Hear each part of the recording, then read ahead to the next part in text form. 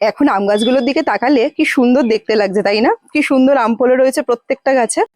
আর বাজারেও কিন্তু সেই সাথে আম এখন বেশ সহজলভ্য। আর যা গরম পড়েছে সেখানে একটু আধটু আমের শরবত না খেলে শরীর আর মন কোনোটাই ঠান্ডা হয় না। শরবতের জন্য সর্বক্ষণ ঝামেলা না করে যদি একবারেই ব্যাপারটা বানিয়ে রেখে দেওয়া যায় তাহলে কিন্তু খুব একটা বিশেষ মন্দ হয় না। বাইরে থেকে কেউ এলো অথবা বাড়ির লোকই যখন কেউ বাইরে যায়, চট করে এক গ্লাস শরবত কিন্তু যখন তখন তৈরি করে দেওয়া যেতে পারে। পাতি বাংলা কথায় আমরা যাকে আমের স্কোয়াশ বলি। এখানে স্কোয়াশ বানানোর জন্য আমি 3টে বড় বড় আম নিয়ে নিয়েছি, আর বোটার দিকের অংশটা একটু ফেলে নিচ্ছি, আর গাটাকে একটু হালকা হালকা করে চিড়ে দিচ্ছি, তাতে সেদ্ধটা তাড়াতাড়ি হয়ে যাবে। এবার 3টে আমকে বেশ খানিকটা জল দিয়ে পরিমাণ মতো দিয়ে একটুখানি কড়াইয়ের মধ্যে সেদ্ধ করে নেব। আমগুলো এখানে সেদ্ধ হতে থাক, অন্যদিকে আমি একটা মশলা তৈরি করে নেব, যে মশলাটা আমার পরে দরকার পড়বে। এখানে 2 চামচ মতো গোটা জিরে আর 2 চামচ নিয়েছি গোলমরিচ। জিরে আর গোলমরিচটাকে একটু শুকনো খোলায় ভালো করে একটু টেলে নিচ্ছি, টেলে নিয়ে এটাকে আমি ঠান্ডা করে একটা মশলা তৈরি করে নেব। অন্যদিকে আমটাও কিন্তু সিদ্ধ হয়ে গেছে, খোসা থেকে একদম ফেটে বেরিয়ে আসছে, তার মানে আম পুরোপুরি সিদ্ধ। এই জল সমেত আমটাকে খুব ভালো করে আগে কিন্তু ঠান্ডা করে নিতে হবে, তারপরে এই খোসাগুলোকে ছাড়িয়ে নিতে হবে।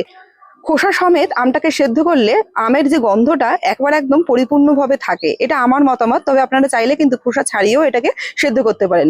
পুরোপুরি আমের যে সেদ্ধ করা অংশটা ওটাকে আলাদা করে নিয়ে আটিটাকে আলাদা করে দিচ্ছি, আর করে নিয়ে একটা জায়গায় আমি এটাকে রেখে দিচ্ছি সেদ্ধ আমটা।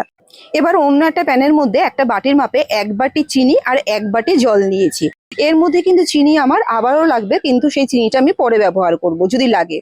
সেই সাথে দিয়ে দিচ্ছি 1 টেবিল চামচ মতন বিট নুন, বড় চামচের 1 চামচ বিট নুন দিয়েছি। নুন আর চিনি দুটোই আবার লাগলে পরে আমি ব্যবহার করব। এবার যে আমটা হয়েছে, যেই বাটির মাপে আমি চিনি আর জলটা দিয়েছি ওই বাটির মাপেই কিন্তু 2 বাটি আমের কাঠ আমি এখানে ব্যবহার করেছি। আর এটাকে একটা ছাঁকনির মধ্যে ফেলে একবারে একদম দিলে তাহলে কিন্তু যে আঁশটা আছে, আঁশটা একবারে একদম সেপারেট হয়ে যাবে। 2 বাটি আমের কাঠই আমি কিন্তু এরকম ভাবে ছেঁকে ছেঁকে পুরোটা এর মধ্যে দিয়েছি, তাতে কিন্তু একটাও আঁশ এর মধ্যে ছিল না। আমের কাঠটা দিয়ে দেওয়ার পর একটা হ্যান্ড হুইক্সের সাহায্যে খুব ভালো করে কিন্তু এটাকে চিনি আর জলের সাথে মিশিয়ে নিয়েছি। তারপরে এটাকে টেস্ট করে দেখার পর দেখলাম একটু মিষ্টি আর একটু লাগবে, আর একটু নুনও লাগবে।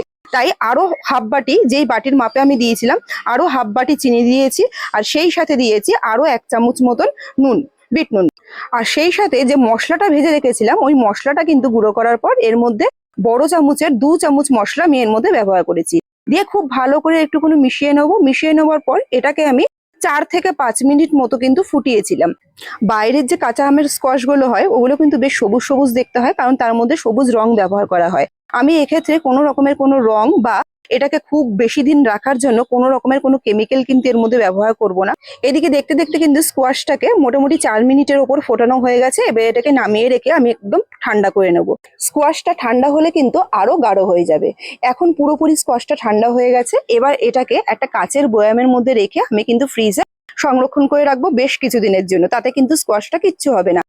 এই পর্যায়ে গিয়ে স্কোয়াশটাকে গিয়ে কিন্তু আরেকবার ছেঁকে নিলে এর মধ্যে যে জিরে আর গোলমরিচটা আছে তার যে দানাগুলো সেগুলো বেরিয়ে যাবে। কিন্তু আমার শরবতের মধ্যে এই দানাগুলো মুখে পড়লে বেশ ভালো লাগে, ওই জন্য আমি এটাকে আর ছাঁকিয়ে নিই। বাজারে এখন প্রচুর পরিমাণে কাঁচা আম, সেই কাঁচা আম দিয়ে যদি এরকম একটুখানি স্কোয়াশ বানিয়ে রেখে দেওয়া যায় তাহলে কিন্তু যখন তখন শরবত করে যে কোনো মুহূর্তে খেয়ে নেওয়া যাবে। তো আজকের এই কেমিক্যাল মুক্ত আমের স্কোয়াশ আপনাদের কেমন লাগলো আমাকে কিন্তু অবশ্যই জানাবেন। ভিডিওটা ভালো লাগলে একটা লাইক অবশ্যই করবেন, আর সেই সাথে আমার পেজটা ফলো করার অনুরোধ রইল। আর ভিডিওটা যদি ইউটিউব থেকে দেখে থাকেন আমার চ্যানেলটা প্লিজ সাবস্ক্রাইব করবেন। ধন্যবাদ।